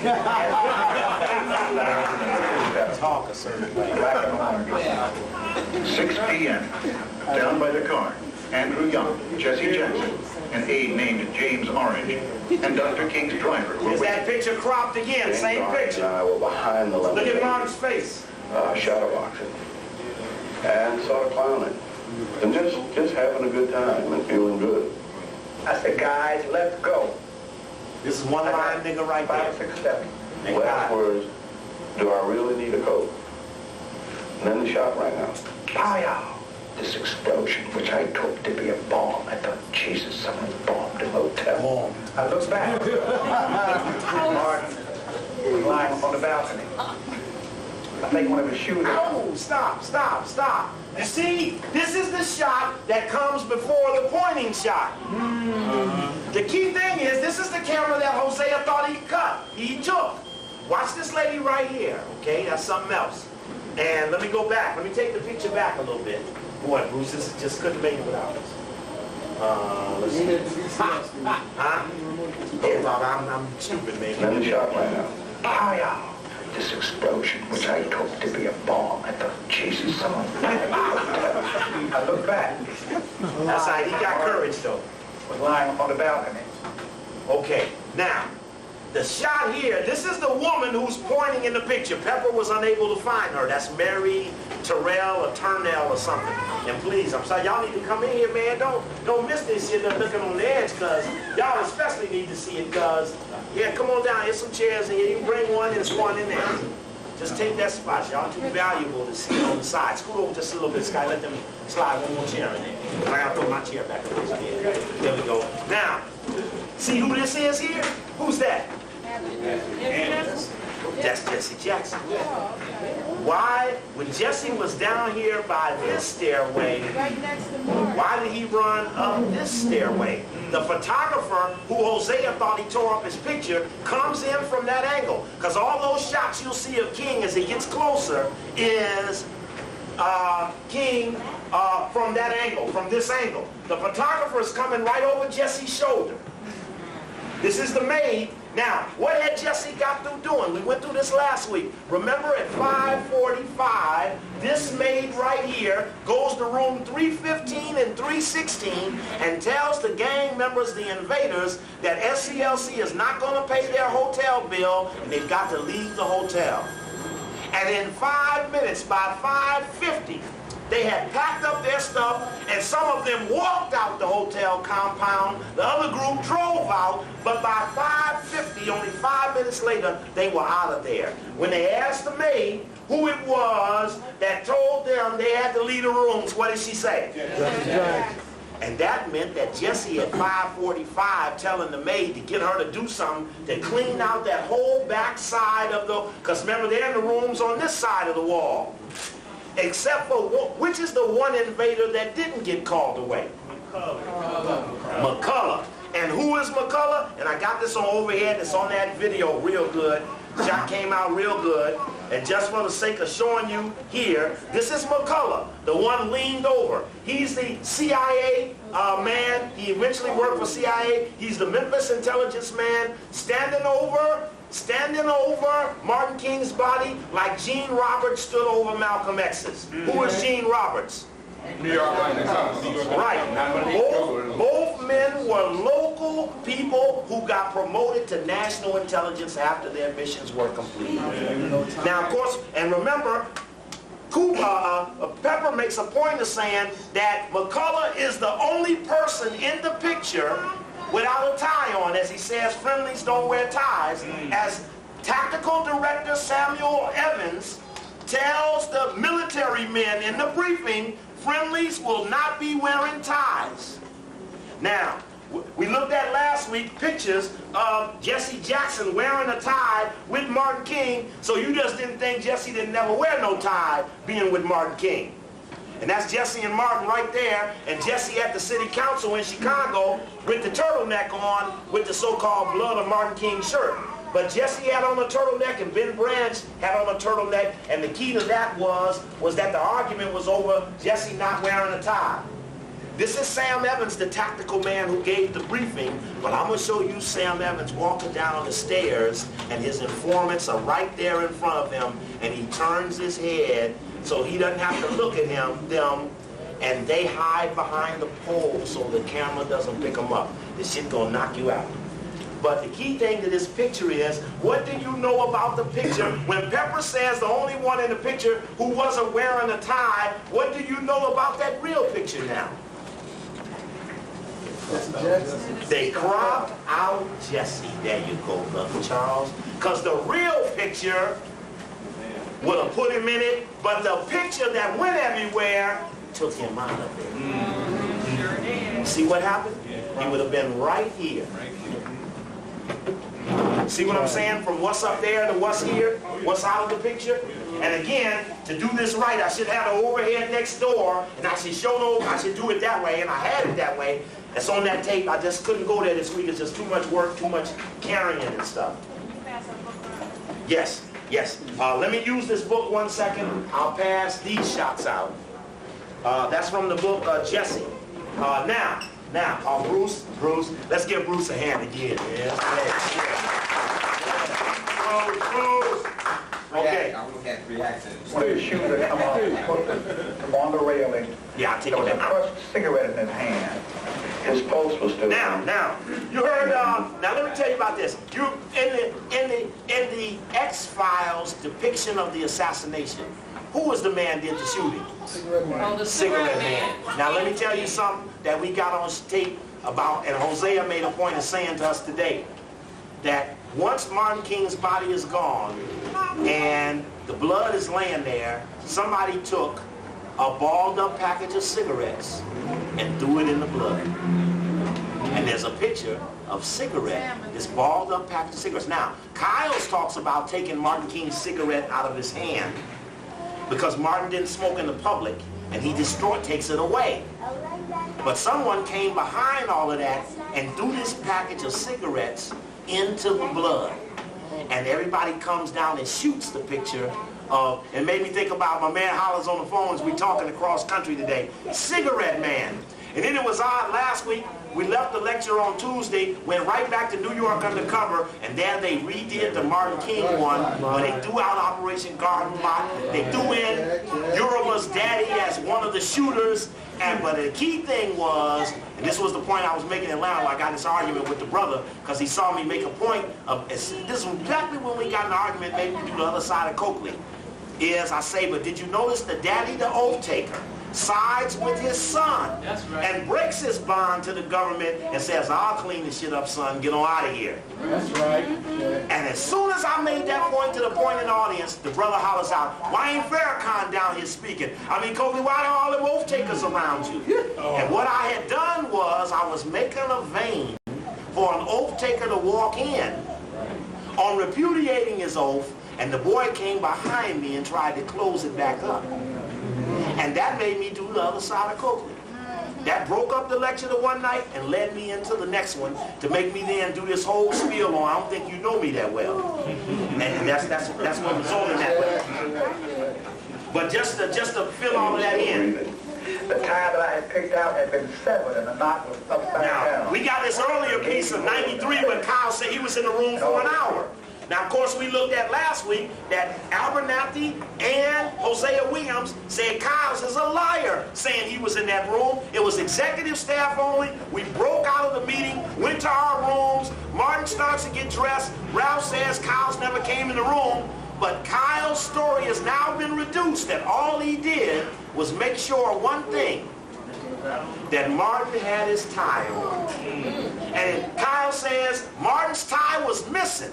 And I thought it was a prank pulled by one of the staff, but do you understand that Martin couldn't have found that tie? He would have been alive. But Kyle's made sure he had it. Woo! Shut. Sound effect. Audio and visually on the tape. All right, here we go. There's a gaping hole in his face. And all this seemed impossible. It just didn't seem, it's like a dream. An ambulance rushed Dr. King to St. Joseph's Hospital. Here we go. Here, look here. Now, this is what I want you to look for when we look, it's getting key now. Notice there are no other SCLC staff in this whole area. You'll see no Hosea. You'll see no Ralph. You'll see no Andy. You'll see nobody but Kyle's and some weird looking guy down here. He looked like Bill Cosby. He looked like he was with Kyle's. But you gonna see. You gonna see. See, y'all think I'm good. And I'm telling you, half the secrets in the world are tied on teddy bears. All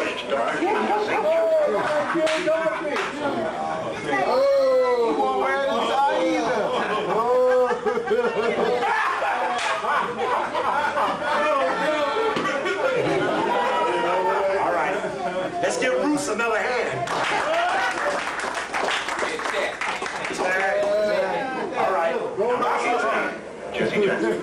All right. Now, I'm telling you now, I'm gonna start picking these people off the walls on another shot, and you're gonna be surprised what we pick up. One shot of Jesse, the one out of the area. Okay, here we are again. Here's Ben Branch. This is the man that, see, all my buddies are looking at this today, and they don't know who he is. I said, now, later on, you all, when we got this far, I said, now, later on, I'm going to show you all Ben Branch hide his head. But we thought that was the picture, but when we looked at it carefully, yeah, Ben Branch is hiding his head, but 5 other people are hiding, too. This is the saxophone player who Martin King asked to pray bless his Lord for him. He's in the band Operation Breadbasket.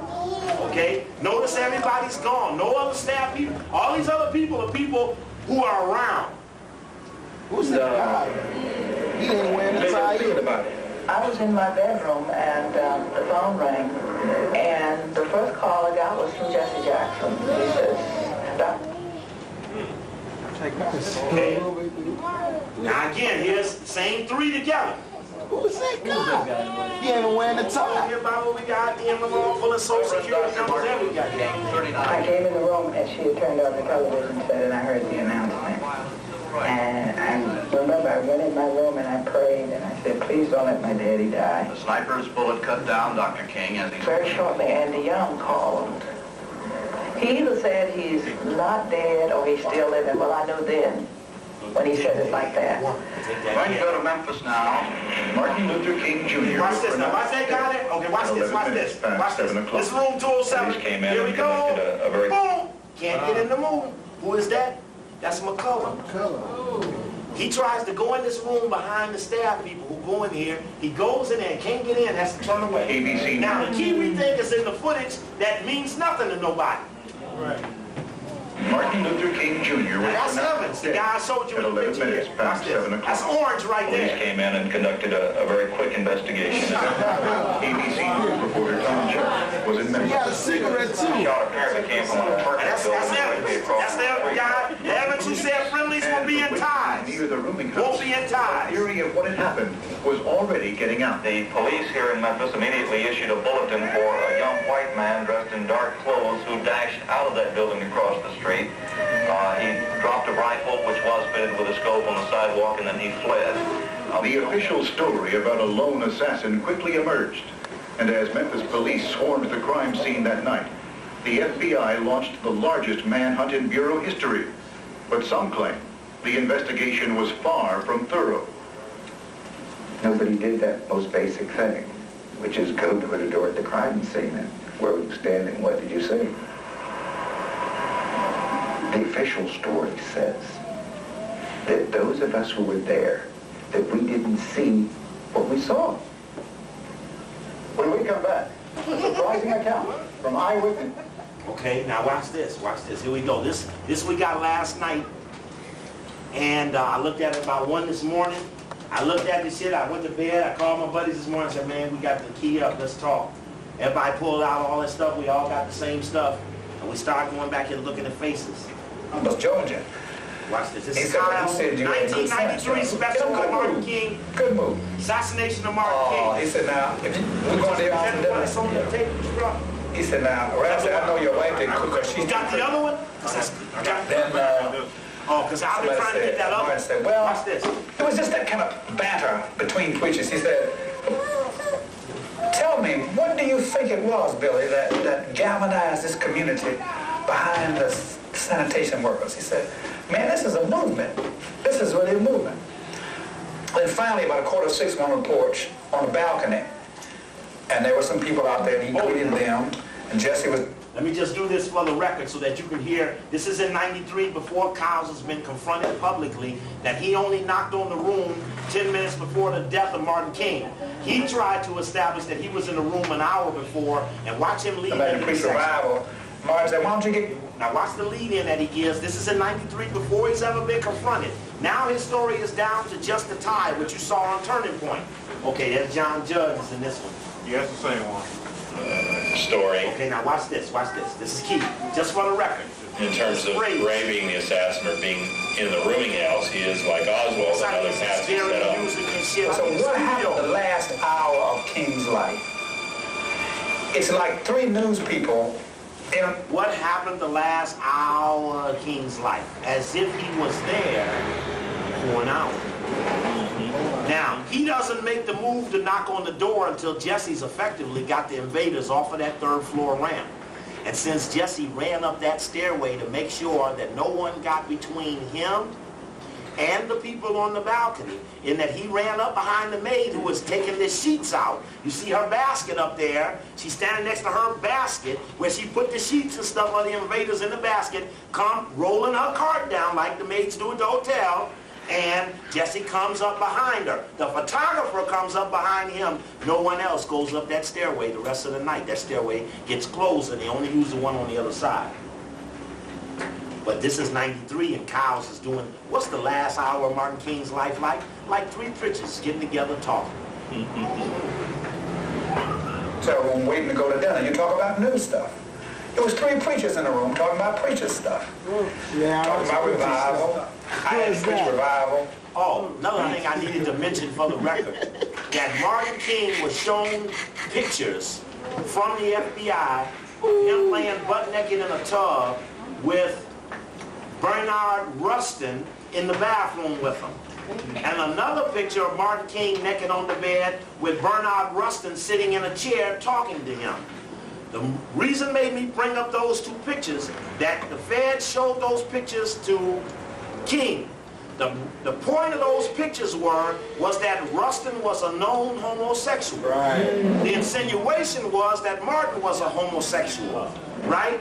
And Rustin's comment, which is in Pepper's book, is one of his books, is that, my God, the insinuation was that we were doing something, but we did absolutely nothing. That was the only time I could talk to Martin, therefore I did. Just got to put that in the record. Abernathy needed somebody to preach revival. Martin said, why don't you get Kyle to do it? He said, yeah, Kyle, what you doing? I said, I got to go to Columbus, Georgia for Fred Lofton, who pastors here now. He said, Martin said, man, anybody with good sense would rather spend a week in Atlanta than go to Columbus, Georgia. He said, but who said you had good sense? You know, in a good mood. Good mood. He said, now, if we're going to your house for dinner, I said, yeah. He said, now, Ralph said, I know your wife didn't cook because she's too pretty.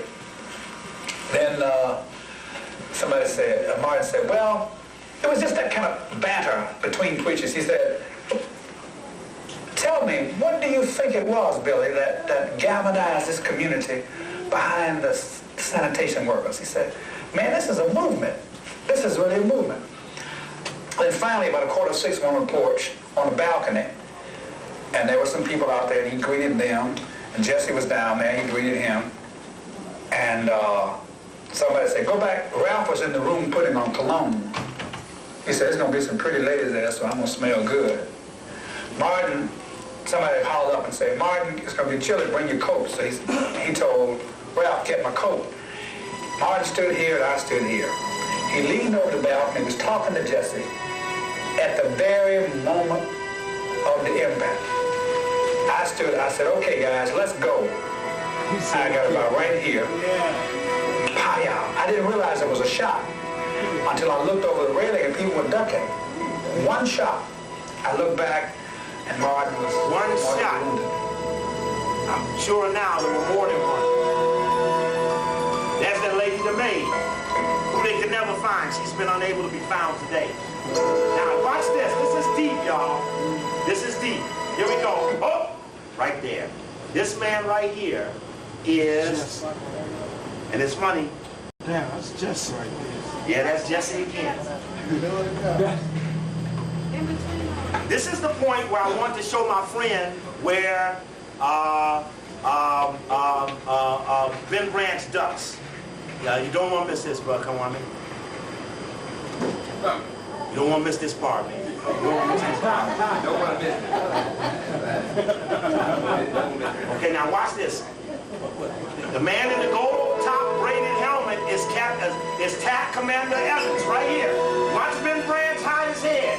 Watch Ben Branch duck. That's Ben Branch there. Let's go back. Watch this. Hold it. Watch this now. Watch this now. Hold it now. Watch now. Now, here comes Evans down the stairs. The lieutenant under Evans is a man named Arkins. Stop. This is the main man. This is his assistant. Watch him giggle as he comes down. Jesse's talking to, again, it's no staff in the area. Jesse's got on no tie. Ben Branch is here, turtleneck, no tie. Watch these two people in the background. No tie. No tie. Watch it. Watch it. The person that shot King, they ran.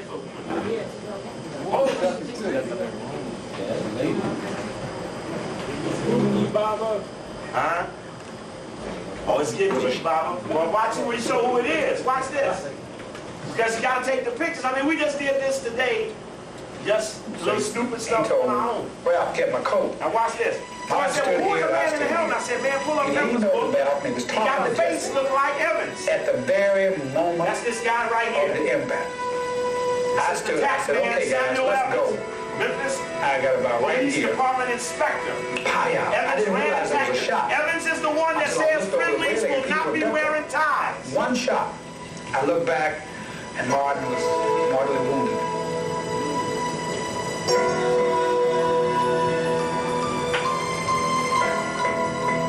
Of course, Andy has rescinded that he thought the bullet came in that direction.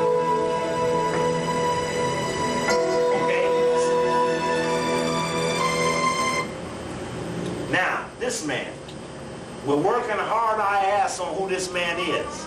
He's there in the courtway. He's got a wide open collar.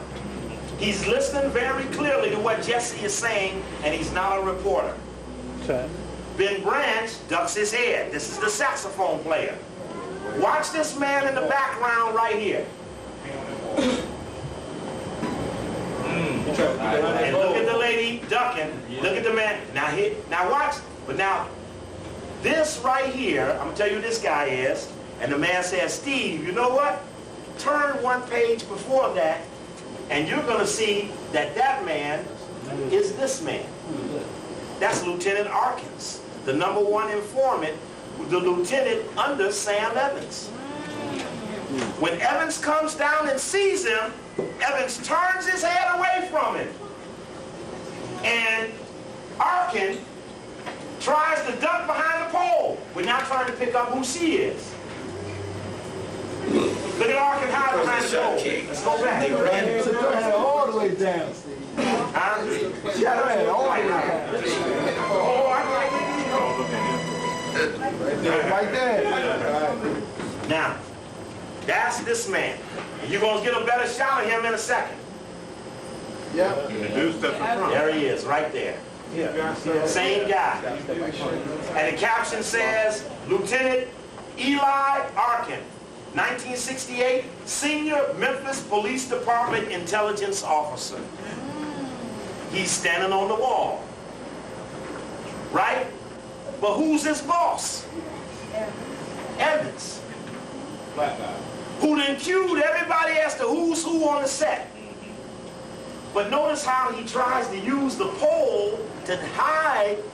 Is he hiding from Evans? Or is Evans incensed that he's still standing there, but he's kind of like telling Evans, I got to listen to what he's saying. But there's a guy that steps in front of him, though. Right, the black guy steps in front of the lady to disguise her from the camera. He thinks. Watch it.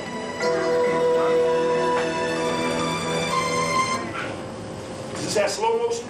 No, you gotta hit the pause button real quick like you can do it. Hit it within twice. Okay. See him step in front of her? The shot king. They ran through. I got you. I go back. Hit it twice and move I got you. 3 or 4 frames. I got you. Real quick. Okay. Okay.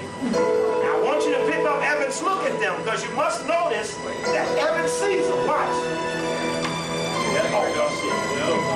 He saw him and he turns back away from him. He looked when he came First that shot. Huh? He looked when he turned to him when he hit the bottom of the step. Right, right. He gets there, he sees him. There you go. Okay? Right there. Boom, there it is. He looks at him, right? Looks right at him. And so now he's headed towards them. And then he does a big dip. Yeah. And comes direct left, right in back of this black guy. He doesn't stop this. He doesn't stop this.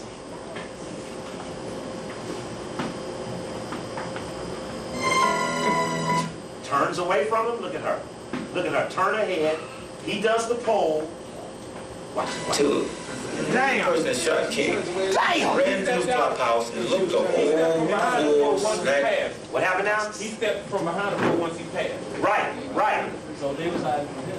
No, they couldn't have been hiding. They were hiding from the camera, from the media, hooking all in together. Okay, okay. What do you want to show me?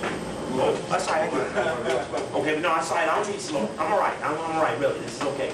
We're trying to pick up. We showed this to Hosea Williams today, and so now they're taking this to the hotel tonight to get all the guys around to see if they can start calling names.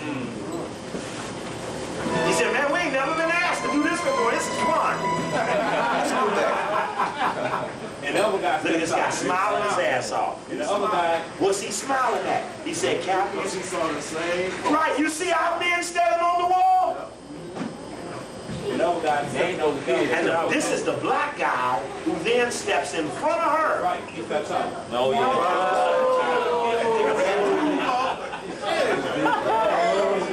Like Pull back. Right in front of him. He steps out. Right.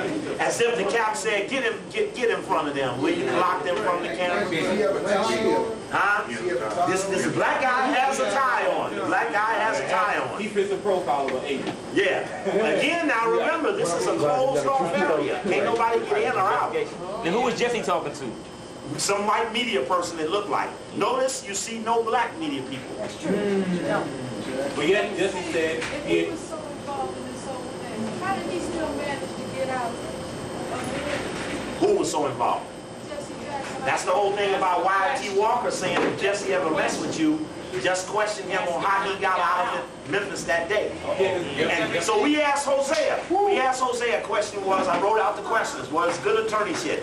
Mr. Williams, are you aware of the airport, trains, boats, planes all being closed off? He said, yes, everything was closed down, shut down. Are you aware of how Jesse Jackson got out of Atlanta? He said, Memphis. He said, I really don't know. And I said, Wyatt Walker has informed me that he has the key to that. He said, shit, Wyatt's down here. Anyway. Princess Shot King. They ran through the clubhouse and looked the old, poor, snaggletooth white lady in the face, named Grace Stevens. Well, she was the one in the room with the door open in the hallway. She's the one who saw the person come out of the bathroom and run down the step after she heard the shot. She's the one who was showing pictures later on and said, no, this is not the man. I said, she described the man so that there are at least two descriptions of the man, the one that fits the person she saw and the one that fits James Earl Ray. Then when she... That's the man, Charlie Stevens, who was drunk, who they got to say that he saw Ray leave the third floor balcony, when in fact everybody testified that he was too drunk to know anything. And of course they put the woman, his wife, in the mental institution for 10 years And Dick Gregory made a point of them going to the mental institution to sneak her out, put the flashlight on her face, and she says, if you're the government people, I'm going to tell you what I told before. That was James Earl Ray. That was not James Earl Ray. I saw leave that third floor. And Dick said, it's us, it's us, it's not them, it's us. They Mark Lane and them got her out of the hospital. The whole economic structure was fitting to change in the South. One thing Hosea Williams said, he wanted me to make a note of. I said, what shall I tell the people about your respect for your thinking about Martin King? He said, what's bothered me the most about Martin King was that he was a revolutionary. And that people have not, he said, I'm hurt that Martin has not been looked at that way. He said the march that broke up in Memphis, the march that broke up, that started the disruption, he said the FBI was in the front of the march. And the FBI is the one that started the provocation. And in fact, in the videotape, you hear one of the marchers say that the police kept driving the car bumper up on the legs of the women who were walking and kept hitting them with the bumper of the car. And being hit with the bumper of the car, said all of a sudden someone hollers out, cut this thing off, stop it. And that's when the fighting started. And that was the march that broke out into the riot that set the climate for the Fed, saying there could be no more marches there.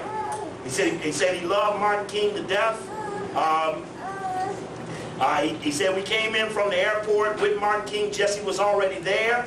So you see Jesse walk up into the line of them going up to their rooms.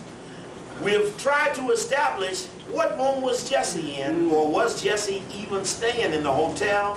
One thing we can't find in any book is where Jesse was staying, either at the Lorraine or elsewhere. Nowhere do we find a location of his bed. He came to Memphis several days earlier. Martin had sent for him an advance team with Bevel and Reverend Orange. He said in the meeting we had after the assassination, it was Jesse that told everybody don't talk to the media.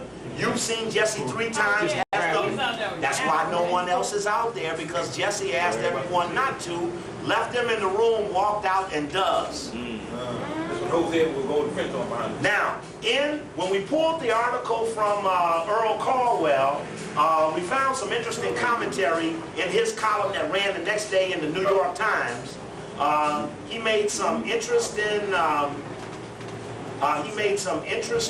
commentary that we wanted to make a point of. Let's see if I mentioned Hosea. We asked Hosea about the informant. You know, the informant Harrison was Hosea's fraternity brother. And we know Jesse was Omega. We know Martin was Alpha. We know that the informant was a fraternity brother. We know Hosea was a fraternity. Al Sampson is an Omega. It appears as if most of the people in SCLC were an oath taker in some form. And that part of the Preacher Alliance, preachers are oath takers, was a Greek oath taking alliance. He said that Harrison's wife left him when she found out that he was an informant, because it made her remember all of the things he had said over the years and lying to her to be an informant, that she left him the day that they had found out that it was him. Now, it's one part of this Caldwell article I need to make sure we mention. The Caldwell article that appeared the day after the assassination in the New York Times. It says, this Jesse's statement to Caldwell. He had just been over.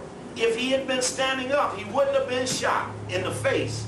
Then I turned around. I saw the police coming from everywhere. They said, where did it come from? And I said, behind you. The police were coming where the shot came from. Mr. Ben Branch asserted that the shot came from up the hill on the other side of the street. When I looked, the police and the sheriff's department were running around Jesse Jackson. When we didn't need to call the police, they were already all over the place. Kyle's. Dr. King stood up in the open for about 3 minutes.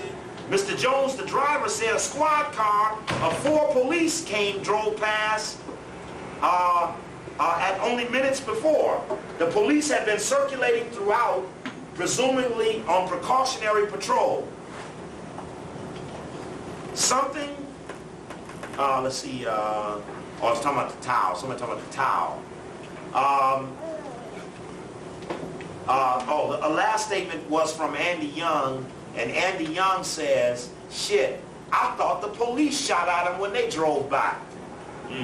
Now, that's Andy saying police, that's Andy saying the rooming house, and now on Turning Point, Andy says, I think maybe it came from the bushes. I don't think it came from the rooming house. I only thought when I pointed that way that it came from the rooming house. I watched Kyle say, you see them pointing that way? I pointed that way. We're trying to figure out who is the first person to point that way. It's just a very important thing. Now, yes, David. That was in the BET special. It was a color establishment. Oh, shit. No, I think I have it. Huh? I think I have it. I got it's a blank. I didn't put a label on the thing. You think you got to take with you now? Yeah. I'm not sure that's the tape. Yeah. Okay, where the tape at? I had it back here. Okay, well, we can put it in and see if it's tape. I mean, it ain't no naked movie. We ain't got no problem. We ain't gonna bust. Okay, now, here's the article. This is the, I want you to hear this, so I don't want to forget it before we get down on time. I want you to hear this and make sure that you get it real good. Emerging Rights Leader. This is Friday, May 24th, 68, New York Times. No author's name is there. It says special to the New York Times. It said, we have as a whole list of Jesse making demands. This excerpt from Jesse's speech in a Senate hearing room says, at age 26, he is one of the emerging leaders of SCLC. His speech was flawless, done through a bullhorn. On June 30th, Jesse Jackson will be ordained a minister in Chicago. He is the city manager of Resurrection City, USA. Oh. Hold it now. Jackson looks like a leader. He's more than 6 feet tall and weighs more than 200 pounds. He always seems serious. He rarely smiles. According to his friends, he can carry on a conversation with white businessmen on the sociology of the black ghetto on 1 minute and shout the language of soul to black gang leaders the next. And he hasn't forgotten how to talk with his people he grew up with, said Dr. Robert Moore, Dean of the Chicago School of Theology. Jackson spent 2 full years at the seminary, 64 and 65, before his activities with Operation Breadbasket. Subtitle, Born in South Carolina. The program headed by Mr. Jackson is a new nationwide program at the personal request of Dr. King. Was organized to provide jobs and threatens boycotts against white businesses who don't cooperate. Dr. Moore said Jesse's been organizing the preachers of Chicago and got them to come out and fight for rights, blank, blank, blank. ... Mr. Jackson was born in Greenfield, South Carolina on October 8, 1941. The elder of 2 sons of Charles Henry Jackson, his father has worked as a maintenance man in the Greenville post office he's worked as a postman in the Greenville post office for almost a decade. His mother, Mrs. Helen Jackson, remembers him as, quote, a very handsome man, end of quote. He saved his money from jobs in a bakery, a theater, a drive-in restaurant, and elsewhere. He was also a Boy Scout. Mr. Jackson's right arm and his good looks got him through high school and into college, as the University of Illinois offered him a football scholarship. But after a year, he transferred to North Carolina A&T, where he became an All-American collegiate, star quarterback, head of the student government, honor student, national officer of his fraternity. There, he became interested in civil rights and led students into the segregated restaurants in the Greensboro. Now, this is a fucking article 30 days after Martin's dead. On this side, they're condemning Resurrection City. On this side, they're running Jesse Jackson, the man. I screamed when I saw my child's picture in the paper. when he was first arrested, since this, in Greensville, this is his mother. Since then, I just know he's made up his mind to go with it. And you know, he's a powerful figure. He's God-given, and I'm just real proud of him. At North Carolina A&T, he met his future wife, Jacqueline, and they lived in South Carolina and have 3 children. Santina 5, Jesse Jr. age 3, and Jonathan Luther, 1 year old. I had to handwrite this all on thing. Mr. Jackson still finds sports relaxing enough. Mr. Jackson still finds sports relaxing.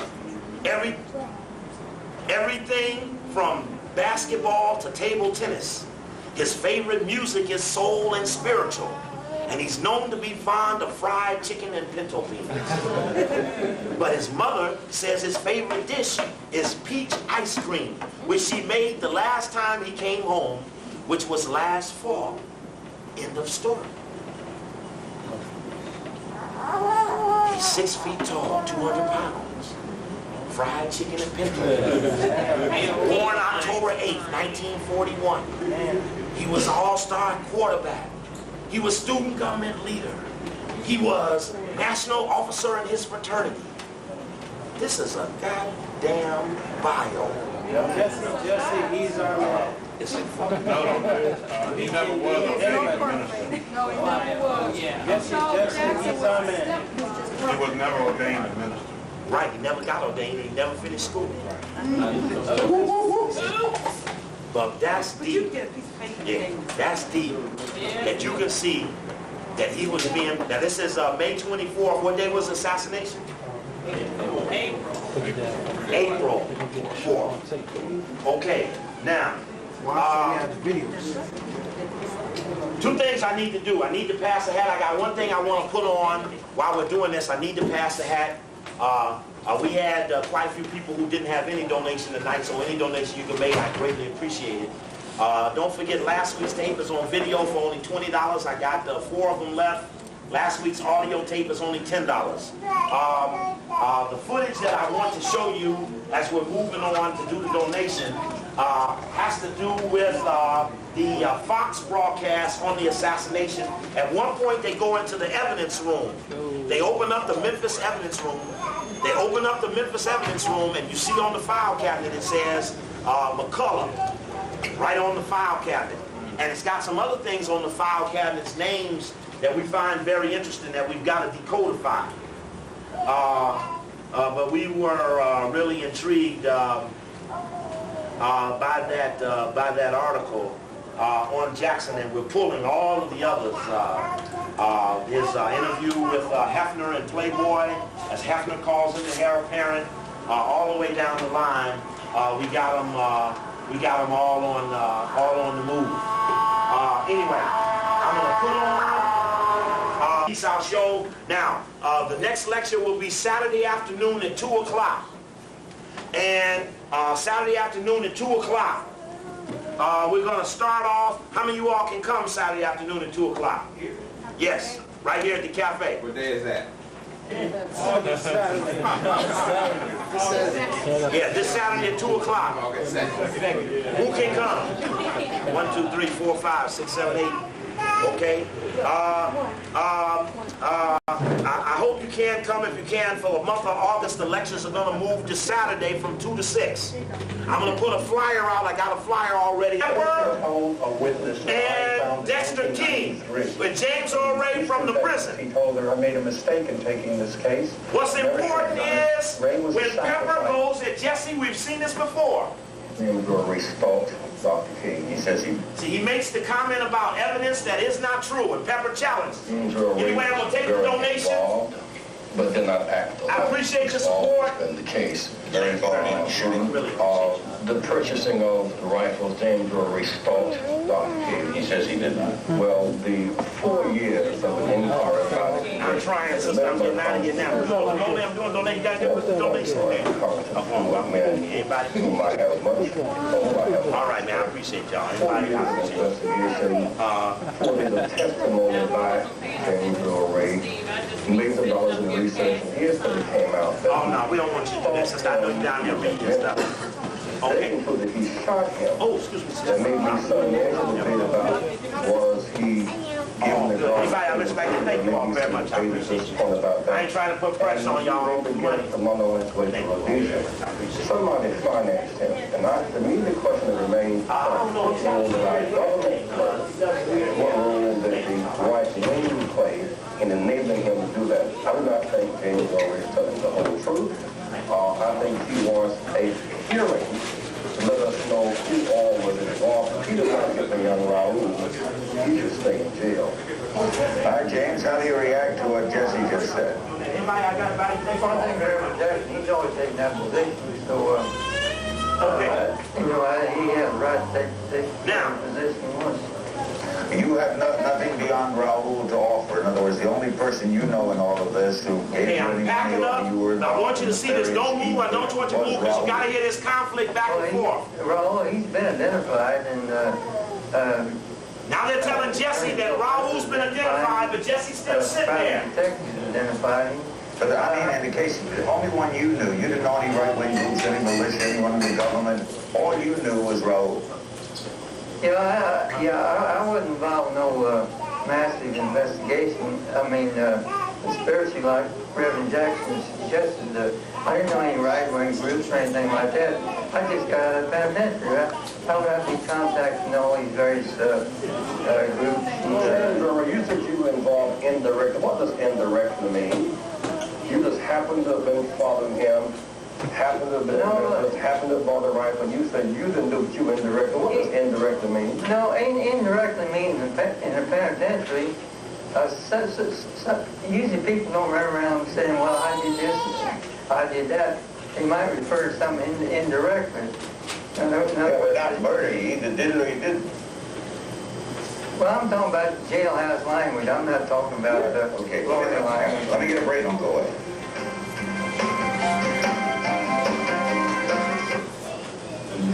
What does Oppenheimer risk management mean? Just talking about but Dexter, a lot of people are saying that there's some financial gain in this movie.